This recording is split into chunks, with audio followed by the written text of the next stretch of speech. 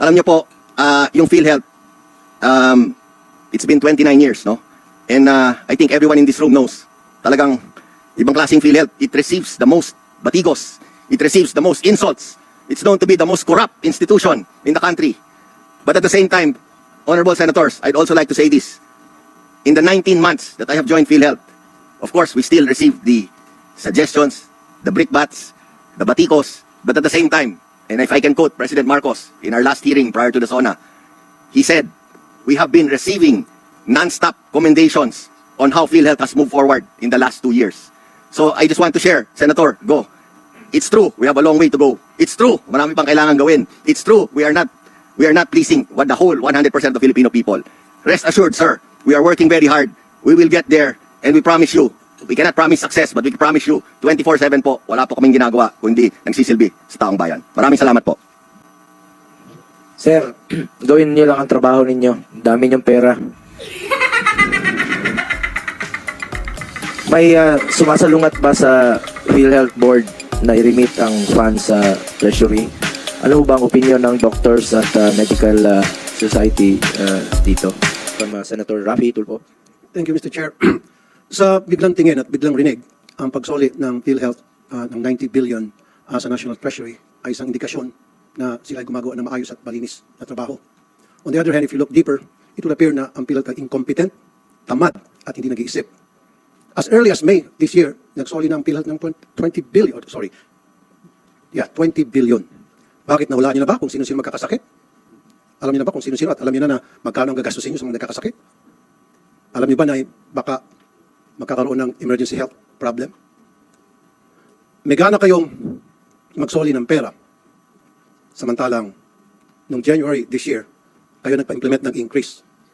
Sana, instead nagpa-implement kayo ng increase, nag-request na lang kayo sa executive sa Malacanang na i-suspend na naman muna yung increase dahil sobra-sobra, ang dami niyong pera. Diba? Sana, palawakin niyo na lang yung mga health benefit coverage. Nandiyan yung sa mga maintenance medicine, nandiyan din yung sa dental, na marami ako nakusap na mga dentist na sinasabing mahina ang ating dental services. Mahina yung pagtulong ng gobyerno sa mga mahirap na kababayan para mapalagaan ang kanilang kalusugan sa ngipin. Isa pang nakikita kong problema sa PhilHealth ay yung pagiging incompetent nila sa collection. Every single day sa programa ko sa Wanted sa radyo, pila-pila yung mga employees na kinakaltasan sila ng kanilang mga employer para contribution sa PhilHealth, and yet, hindi na-remit ng PhilHealth yung kanilang mga contribution. Wala bang maayos na sistema ng PhilHealth to go after these employers? Meron bang mga nakasuhan ng mga employers na hindi nag-remit sa PhilHealth? And I want to see those records kung meron man. Senator Bato, do you have any opening statement? Thank you, Mr. Chair.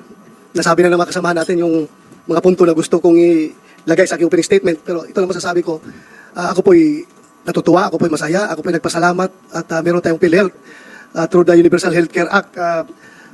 Kasi alam ko, I was hoping na wala na sana mga pamilya na magkakaranas sa mga dinaranas ko nung maliit pa ako. Wala, 3 years old yung kapatid ko, namatay dahil sa pneumonia. Yung isang kapatid ko, 9 years old, namatay dahil walang pambili ng antibiotic. So, ganun po kahirap ang buhay. Walang PhilHealth noon eh. Ngayon may PhilHealth na, sana wala ng pamilya na kagaya sa pamilya ko na nakaranas ng experience. Pero in truth and in fact, and in reality, marami pa rin tayong mga pamilya na namamatay dahil hindi nakakaabil ng services sa gobyerno. So kung itong ganito na may pera pala na ganito kalaki, hindi nagagamit, binabalik, para tayo ditong bulag-bulagan sa totoong nangyayari sa lipunan. Ang daming tao dyan nangyayari. Kung tayo, senador tayo, Mr. President, sabi hindi natin trabaho yung magbigay ng tulong dyan sa mga naghihingi ng medical assistance, pero punong-puno pa rin ang opisina natin ng request at hindi na natin ma-accommodate dahil wala kami maibigay. So ganun po ang sitwasyon. So existing ang problema natin sa health problem, pero bakit sobra-sobra pala ang pera ng PhilHealth at hindi nagagamit? So yun lang po ang tanong ko, sigurado ba tayo na wala ng pamilya na kagaya ng pamilya ko noon na namamatay yung kapatid nila dahil walang pambili ng antibiotic? Sigurado ko marami pa rin. Pumunta ka sa probinsya, ang dami pa rin. So yan po, Mr. Chair, sana ma-check natin ang gusto. Bakit ganito? Bakit ganun? Sayang yung batas kung hindi na-implement to the fullest. At ang pera ay sobra-sobra pala at binabalik. Yun lang, Mr. Chair. Maraming salamat. Salamat, Senator De La Rosa. Before we call on Senator Secretary Recto and PhilHealth to give their presentation and opening remarks, I want to remind the PhilHealth Section 11, I'm sure, alam niyo po ito, no? Section 11 of the UHC Act provides that the PhilHealth shall set aside a portion of its accumulated revenues not needed to meet the cost of the current year's expenditures as reserve funds. Whenever actual reserves exceed the required ceiling at the end of the fiscal year, the excess of the PhilHealth reserve fund shall be used to increase the program's benefits and to decrease the amount of members' contributions. No portion of the reserve fund or income thereof shall accrue to the general fund of the national government or to any of its agencies or instrumentalities, including government-owned or controlled corporations. I'm sure sasagutin naman ito ni Secretary Recto. Parte ba ng reserve fund itong 90 billion? Kung oo, bakit ninyo pinayagan na mailipat ito sa National Treasury?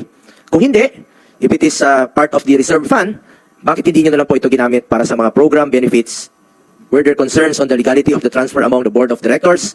Every year ba, tumataas ang inyong reserve fund? Ibig sabihin ba, lumalaki ang perang pumapasok sa PhilHealth pero hindi nyo naman nagagastos?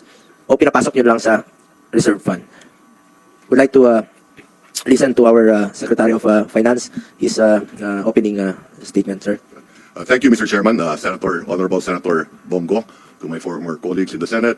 Magandang umaga po sa inyo lahat. Maraming salamat po sa pagkakataong inyong ibinigay sa amin upang linawin at ituwid ang mga haka-haka na nagdudulot ng maraming maling akala sa paksang ito. It is good that clarifications will be done in this institution because the legal authorization that is at the root of this matter emanates from here. As a compliant agency, we in the DOF hope that at the end of this meeting you can offer guidance on how to move forward. But first, allow me to correct some of the inaccurate information orbiting our social media universe. Una, sinasabi nila na iligal ang hakbangin ng DOF sa pagkolekta ng mga natutulog na pera ng GOCCs, partikular na ang PhilHealth. Hindi po ito illegal. Ito po ay naayon sa batas na Republic Act No. 11975 o ang General Appropriations Act of 2024. Tumatalima lang kami sa batas na pinagtibay ninyo. At hindi automatic na naming ini-implement ito dahil binisisi muna namin kung may merito ba ang kautusan. Dumaan muna ito sa masusing pagrepaso ng DOF para malaman kung makakatulong nga ba ito sa paglago ng ekonomiya, kung ito ba ay legal. Nakipag-ugnayan rin kami sa GCG at sa abogado ng mga GOCCs, ang OGCC, at mayroon kaming nakalap ng mga pabor na legal opinion galing sa OGCC at COA. Kami ay naabisuan na hindi kasama ang subject PhilHealth remittance sa mga pondong ipinagbabawal na gamitin ng gobyerno ayon sa Universal Healthcare Act. Ito ang payong legal na aming sinusunod at hindi lamang ito legal. Ito ay makakatulong sa paglago ng ekonomiya at pagbibigay ng trabaho. Pangalawa, ilalagay daw ang mga pondong nakalap sa Maharlika Investment Fund. Hindi po, walang kinalaman ang MIF sa paggagamit ng pondo ng mga GOCC. Pangatlo, sabi rin nila na kailangan ibalik ang 90 billion pisong nakuha sa PhilHealth at now na. 20 billion pesos pa lang ang remitted ng PhilHealth sa Treasury.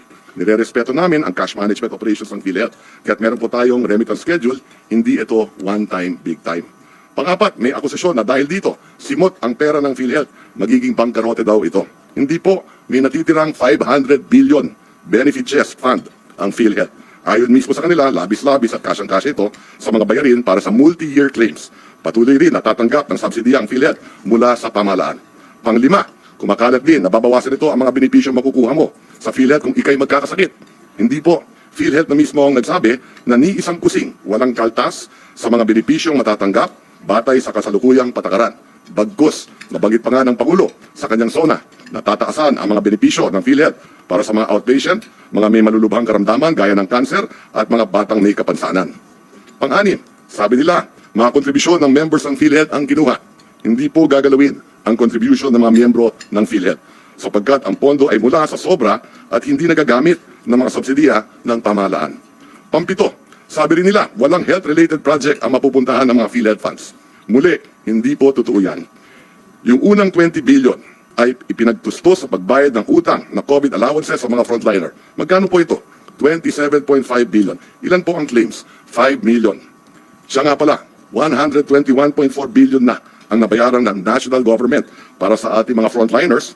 Nagpapasalamat po kami sa lahat ng kanilang serbisyo noong pandemic. At ayon sa DBM, wala na pong utang ang gobyerno sa ating mga frontliner. Pangwalo, kinakalat rin na walang menu, nakatago at discretionary ang mapupuntahan ng mga GOCC remittances. Kung ano po ang listahan sa unprogram appropriations na akda ng Kongreso, doon lang po maaring dalhin ang pondo, walang labis, walang kulang. Mahirap pong malusutan ang DBM dito. Hindi pwedeng lumabag sa GAA, ang Biblia ng ating gastusin. Ito po ang listahan ng mga proyekto at programang popondohan sa unprogram appropriation. Napakarami po niyan. Ilan dito ay ang, halimbawa, Davao City Bypass Construction Project, Samal Island Davao City Connector Project, Panay Guimaras Negros Island Bridges, Bataan Cavite Interlink Bridge Project, Metro Manila Subway Project, Salary Standardization 6 na may halagang 40 billion para sa empleyado ng pamahalaan. Makikita ninyo sa screen ang kompletong listahan ng mga proyekto at programa. Karamihan po dito ay official development assistance of foreign assisted projects under which we are committed to honor our financing obligations or failing to do so, pay commitment fees and interest on the loans. While these projects have been shelved aside to the unprogrammed appropriations column, these are vital projects that have to be funded.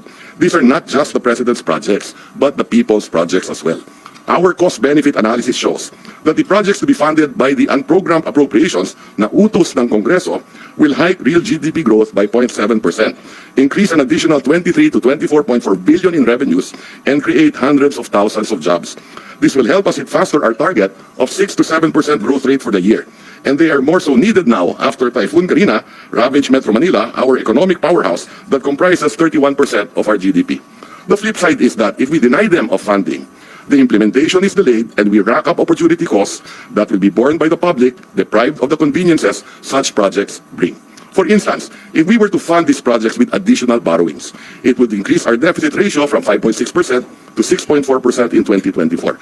Our debt ratio will also rise from 60.6% to 61.4% this year. Magbabayad tayo ng karagdagang 12.7 billion na interest payments kada taon. In effect, we will not hit our medium-term fiscal program, and this may put pressure on our investment grade rating. A credit rating downgrade will increase our borrowing rates by around 1 full percentage point. This translates to additional interest payments of at least 15 billion pesos annually. A downgrade will also generate significant uncertainties that may destabilize our macroeconomic environment and jeopardize the Philippines' recovery efforts from the pandemic. Tandaan po natin, nagsisimula pa lamang tayong bumangon mula sa pandemya, kung saan naranasan natin ang pinakamalubhang pagbagsak ng ekonomiya simula nang inilabas ang GDP data ng 1947 matapos ang World War II. Before I discuss this issue further, I think it would be wise to explain the context within which these policy moves are being undertaken. The big picture, so to speak. For this year, based on the GAA, we have appropriations of 5.768 trillion, of which only 4.273 trillion are supportable by revenues. Thus, record on a daily basis, our expenditures amount to 15.8 billion a day, of which 11.71 billion will be financed by revenue collections, and the rest, 4.1 billion by loans. Every 24 hours, kada 24 oras. The national budget is a catalog of expenditures. Every item therein has a price tag, paid in taxes or by debt. Our role in the DOF is to pick the tab of what the budget has ordered. Kung kulang, we pay in credit. And we are worried not to max out the National Philippine Credit Card. So against this Herculean task of funding our gargantuan budget, excuse me for employing some appropriate hyperbole here, we have to scout for resources without inflicting new taxes on the present or bequeathing debts to be paid by the future generations. That is why in 2024, the DOF hiked dividend rates to 75% from 50% of GOCC's annual net earnings, which is now our major source of non-tax revenue. This is pursuant to Republic Act 7656 or the GOCC dividend law. Minabuti rin naming i-recalibrate ang priority revenue measures ng DOF upang hindi ito makadagdag sa pasanin ng mga mamamayan.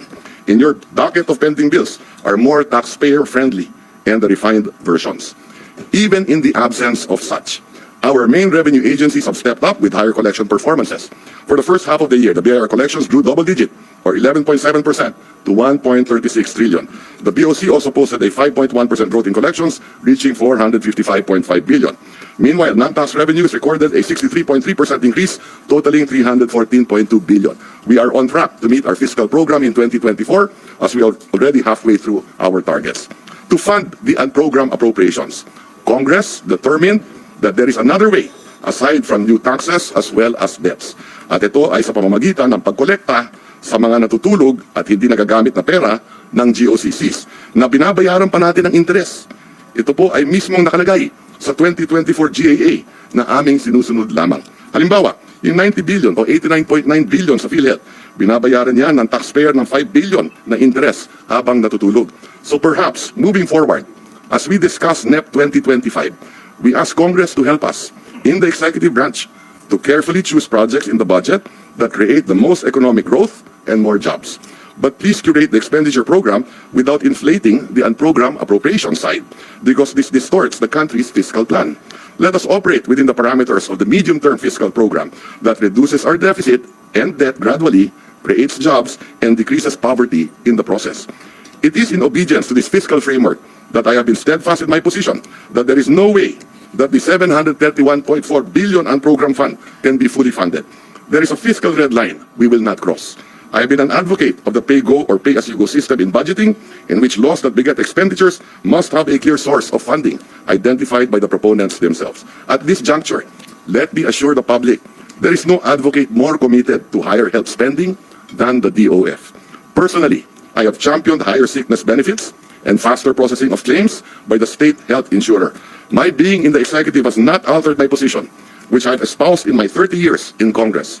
And I believe that the present management is in the best position to implement needed reforms, and they have adequate financial resources to leverage this into reality. Before I bowed out of the Senate and the House, two of my advocacies, the Doktor Para sa Bayan Act and the Regional Medical Center Act, became laws. And the Recto Amendment in the Train Law and Sin Tax Law, which removes sales taxes on medicines for diabetes, high cholesterol, hypertension, cancer, mental illness, tuberculosis, and kidney disease, kicked into effect. It is also on record that I am the principal author of the Universal Health Care Act. At the end of the day, my dear honorable members of the Senate, dahil kayo ang may akda ng GAA na pinatutupad lang namin, magsabi lang po kayo ng inyong mga panukala kung paano popondohan ang mga proyekto na nasa pambansang budget at handa kaming makinig at sumunod sa inyong utos. Magandang umaga po at maraming salamat. Handa po tayong sagutin ang lahat ng inyong mga katanungan. Salamat, Secretary Recto. Maraming salamat. Nabanggit niyo po kanina na bayad na po ang mga hiya, no? Totoo ba? Bayad na? Hindi pa, Mr. Chair. Fully paid na? Nabayaran na ba kayo lahat? Hindi pa po, Mr. Chair. Hindi pa. At ako naman po yung naniniwala kay Secretary Recto sa kanyang kakayahan. Trabaho po ng Secretary ng Finance yan, yung magwawalis ng pondo ng gobyerno at malaking problema po bilang isang finance manager, lalo-lalo na po sa isang bansa na hindi naman po tayo mayaman. Ngunit tanong ko lang po, Secretary Recto, can you spare the health funds dito sa pagwawalis mo? And then, dalawa lang yun eh. Spare the health funds and sa ating PhilHealth managers. Sir, gamitin nyo naman yung pondo sa... May chest fund kayo na 500 billion, pero yung mga kababayan natin, walang pambayad pati pang chest x-ray o pambayad sa oxygen, wala. Hindi makalabas sa ospital. Ang daming po mga benefit packages. Sa mga, I'm sure, sa nakikinig na mga doktor dito, ang daming request nila na sana naman i-increase naman itong mga benefit packages namin sa makabagong teknolohiya. Marami na po dyan. Sa operasyon sa puso, na hindi nyo naman po na nasasagot. Baka pwede nyo ma-increase po yung mga health packages para hindi hindi mawalis yung pondo nyo. At hindi nyo po gamitin yung pondo ninyo sa mga mahirap, sa mga pasyenteng naghihingalo, para hindi po masama na walisin ng Department of Finance yung pera ninyo. Nakita nila may pondo, winalis. Di ba? Simple logic lang po yun, President Ledesma. Kung wala nang pondo yung naiwan sa PhilHealth, hindi wawalisin ni Secretary Recto yun. Secretary Recto, baka marami pang mga ahensya, GOCCs, na marami pang pondo na pwedeng pagkukunan, na pwede nyo pong ma-spare po ang ating PhilHealth para magamit naman po nila sa mga pasyente. Napakasimple po nito. Spare the health funds, gamitin nyo po sa tama. Dagdagan nyo po yung mga benefit packages. Ang layo pa natin sa no balance billing. Nabanggit po ng isang opisyal dito ng DOH, sabi nila, we need around 40 billion for no balance billing. 37 to 40 billion. O 90 billion yun. Baka pwede magamit yun para maging no balance billing ang ating mga pasyente. Pwede ho ba yun, President Ledesma? At saka marami pa, I'm sure, nasa opisina nyo tiwangwang dyan, yung mga request po ng mga additional packages, benefit packages. As long as makatulong sa mga mahirap nating kababayan. Wala na naman tayo. Time out muna. Reklamo yung media. Comsec. Putulin na muna natin para importanteng malaman rin po ng publiko. Saan tayo naputol?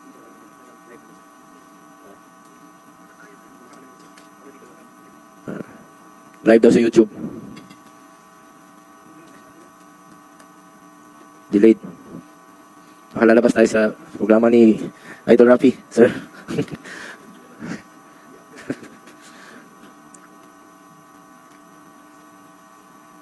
Ay, sabi lang we can proceed na.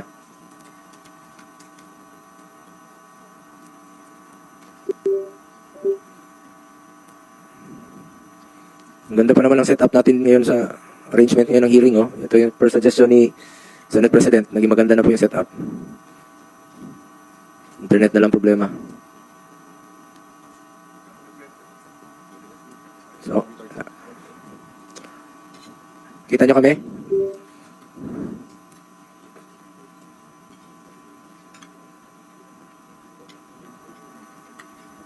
Nasa YouTube.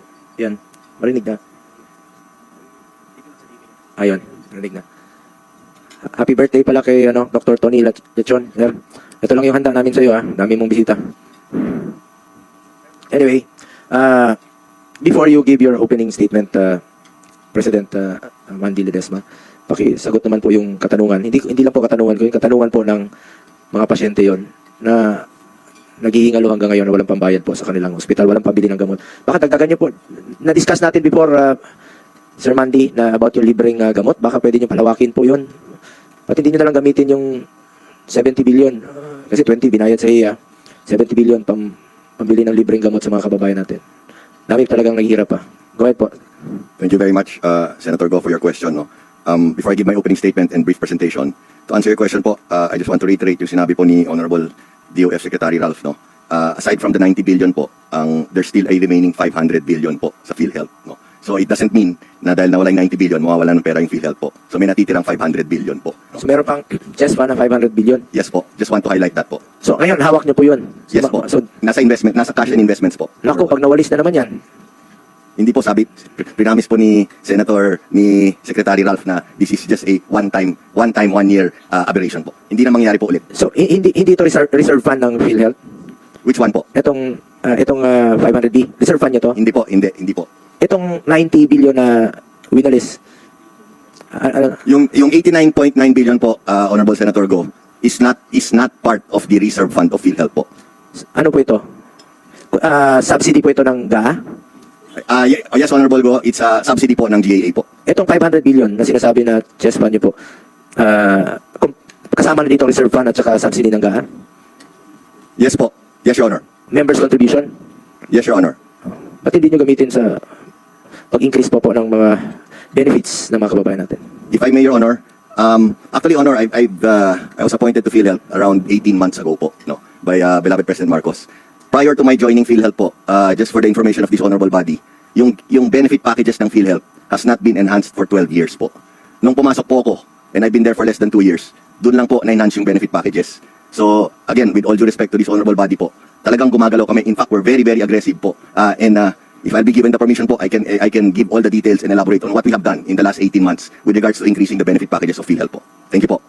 Before you answer that, we'd like to acknowledge the presence of Secretary Mina Pangandaman. Napaka-importante po nito para ma-explain niyo po kung saan niyo gagamitin yung mga winalis na pondo ni Secretary Recto. At I would like also to put into record, no, that we also take note the request of Senator Joel Villanueva to have his opening statement inserted into the records. Before you proceed with your presentation, President Mandy Ledesma, meron ho bang mga request sa inyo ang iba't ibang mga doktor, iba't ibang profesyon? Halimbawa, sa operasyon sa puso, meron ba silang ni-request sa inyo na to increase their packages or benefit packages para mas marami pa silang matutulungan? Kasi importante po ito, President Ledesma, dahil yun ang concern nila, napakaliit po ng packages ninyo. Hindi sila makaka-proceed po doon sa mga libreng operasyon. Marami bang pending sa opisina ninyo? Kasi akala ko noon, wala na kayong pera. So ngayon, 500 billion pa pala ang pera ninyo. Ang laki ng pondo po yun na nakatulog lang po dyan sa inyong 500 billion nakatulog sa inyong opisina. Nawalis na nga yung 90 billion. Ilang Pilipino ang masasalbar nito? Ilang buhay kaya ang pwede pang masasalbar nitong 500 billion? Kung ginamit nila po kaagad sa mga kababayan nating mahirap. Thank you for your question, Senator Go. Again, I'd like to highlight, no, we are very, very aggressively enhancing all of our benefit packages, no. In fact, so we did an initial 30% across the board last February 14, and we are already in the process of doing another round of 30%, no. So talagang tuloy-tuloy po. Now, with regards to your question po, marami bang kami kausap? Constantly po, we are talking with all of the different hospitals associations, with the different doctors, with the different hospitals. We're getting all the inputs po. Alam mo po, yung case packages, there's more than 9,000 of them, no. So we need all the experts inputs and opinions. So, we are constantly talking with all of them. Pati yung mga suggestions at opinions nyo, honorable senators, no? Lahat yan, pati yung mga doctors, the common tao, we need all the inputs. Maraming trabaho po, there's a lot of work to be done po. But I'd like to assure this honorable body and the public, no, that we are doing our job. We're working 24/7 and we will make things happen po during this term of President Marcos. Thank you po. Baka yung iba, Sir Mandy, hindi na po makantay. Baka mamatay na yung mga pasyente dahil sa kahirapan. Bilisan niyo po yung trabaho. Huwag niyo patulugin yung 500 billion niyo dyan. Anyway, you may proceed with your presentation. Yes, Senator, duly noted on all of your valuable inputs and comments po. We will move as fast as we can po, Honorable Senator Go. Anyway, again, thank you, Senator, for inviting us, or inviting PhilHealth here. I will start with a very brief opening statement and a very brief presentation, which should take no more than 10 minutes po. Good morning, good afternoon, honorable esteemed senators. Thank you for giving PhilHealth the opportunity to respond to your inquiries, as your understanding of this matter is crucial to the fulfillment of our mandate at PhilHealth. Our transfer of funds was in compliance with the General Appropriations Act and the implementing circular number 03-2024 issued by the Department of Finance. Before we effected the transfer, we have sought guidance from relevant bodies, from relevant legal bodies that have authority over PhilHealth and have come to understand. These are the OGCC, GCG, and COA. They have come to understand that the law and this directive from the Secretary of Finance can coexist and are not at all violative of the Universal Healthcare Act. In view of this guidance, we are not in a position to question or disobey these directives, much so review the wisdom or legality of acts of these two branches of government, the Congress and the Executive Branch. Since I assumed office in late 2022, I was given only one duty, that is to implement universal healthcare in the country. I and all the employees of PhilHealth have been doing nothing else, but that in view of the expansion of benefits and all the other programs we have relentlessly pursued and promoted since then.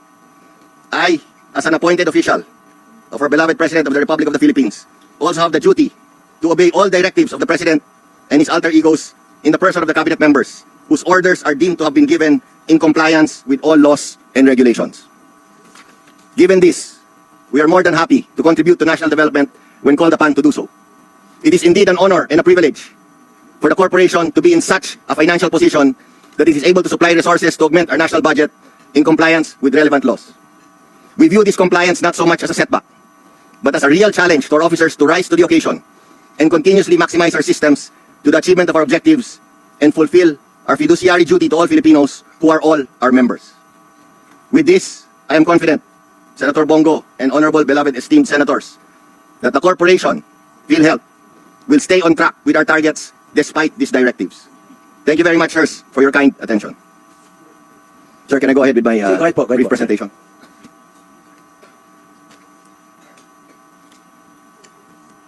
Again, good afternoon, everyone. Again, we at PhilHealth are very grateful for the opportunity to report PhilHealth's status of compliance with Republic Act number 11975, or the General Appropriations Act of 2024. Next slide, please. Listed are PhilHealth's legal basis for the remittance of the 89.9 billion unutilized subsidies to the DOF through the Bureau of Treasury. First, RA 11975, or the 2024 GAA, on the special provision 1D43 on the unprogrammed appropriations. Second is the issued DOF Department Circular implementing the said GAA provision. PhilHealth also sought, as I mentioned earlier, the legal opinion and guidance of oversight agencies, such as the GCG, Governance Commission for GOCCs, the OGCC, Office of the Government Corporate Counsel, and the Commission on Audit, COA, on the applicability of the DOF Circular for fiscal year 2024 GAA special provisions to PhilHealth. Lastly, before the first tranche is remitted to the Bureau of Treasury, the 89.9 billion was presented to the PhilHealth Board of Directors for their approval with confirmation from PhilHealth Management that the 89.9 billion is not part of the direct contributors' premiums. Next slide, please. PhilHealth has to remit the 89.9 billion in tranches, as mentioned earlier by Honorable Secretary Ralph Recto, in order not to pre-terminate its existing investment portfolio, as pre-termination would entail interest losses and penalties. Again, to echo earlier mentioned by Honorable Senator Ralph. The second tranche, in the amount of 10 billion, is scheduled on August 2024. The third tranche, amounting to 30 billion, is scheduled to be transferred on October 2024. The last payment is scheduled and set on November 2024. Next slide, please.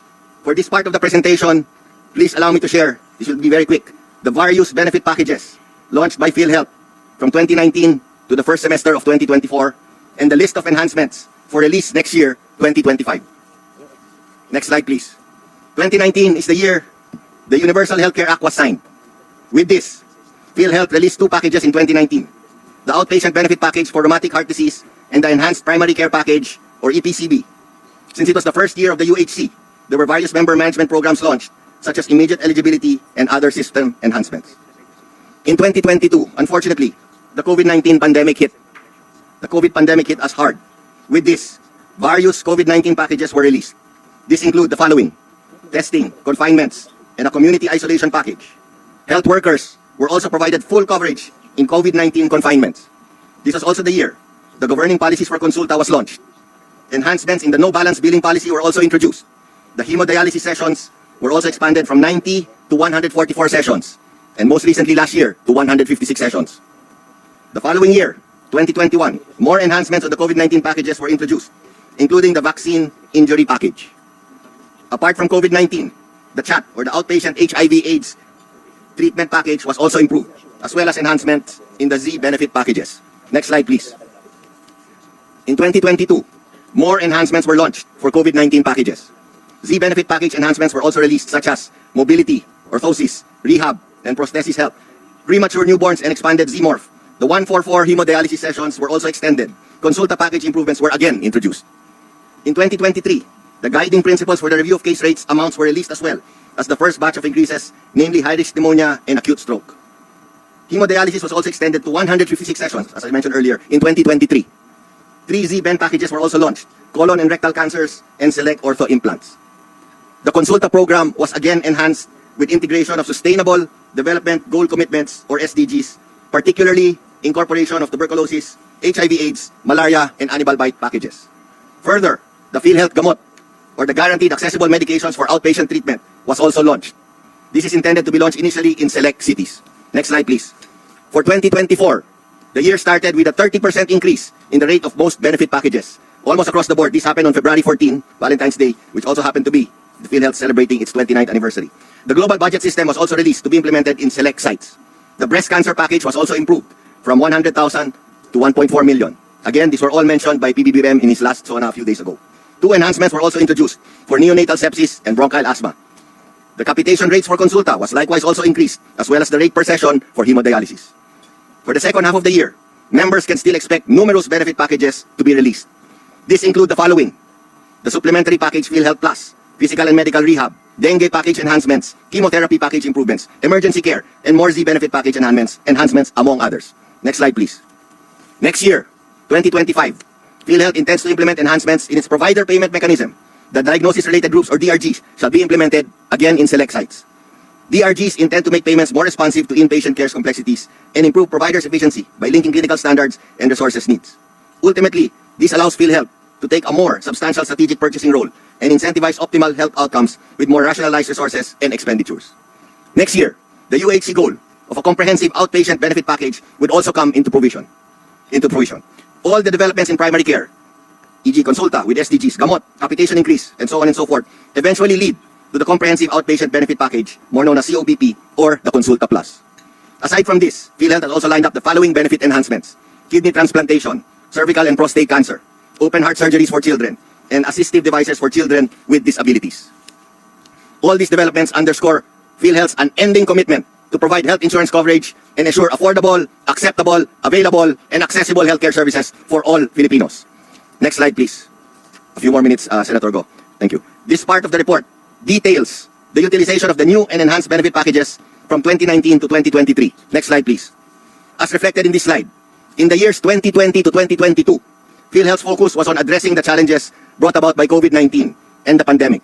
Hence, in these years, most of the enhancements were centered on improving COVID-related packages such as testing, inpatient care, and isolation.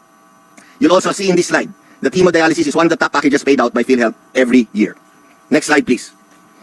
These are the rest of the new and enhanced packages released by PhilHealth in the last 5 years. The grayed out numbers represent amounts before the package was enhanced. The rest represent the years the benefit was enhanced. In some cases, the impact may not be immediately felt in terms of amounts paid, as the package most likely have been released in the second half of the year. In closing, with the continuous improvement of PhilHealth services, especially through the introduction of new and enhanced benefit packages, PhilHealth ensures that no citizen is left vulnerable. I repeat, PhilHealth ensures that no citizen is left vulnerable to the daunting costs of healthcare. With a resolute focus on financial risk protection, PhilHealth continues to pave the way toward a healthier, more secure future for all. Its tireless efforts resonate with the promise that no Filipino should bear the burden of medical expenses alone, reinforcing the collective strength of a nation that cares for its people. Ultimately, all for the realization of universal healthcare. With all this, again, thank you very much, Honorable Chairperson Go, Chairperson Senator Go, and the rest of the members of this esteemed committee. Senator Go, can I end by just saying a few things, no? Alam niyo po, yung PhilHealth, it's been 29 years, no?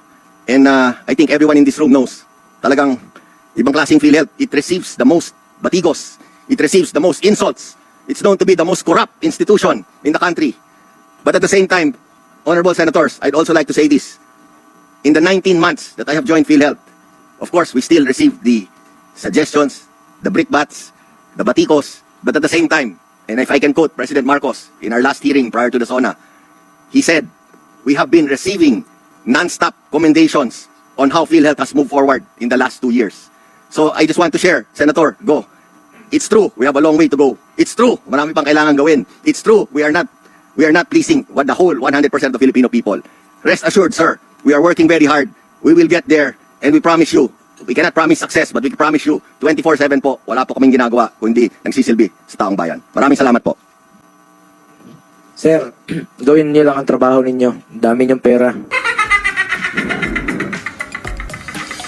May sumasalungat ba sa PhilHealth Board na i-remit ang funds sa Treasury? Ano bang opinion ng doctors at medical society dito? Meron kayong, do you have any comment?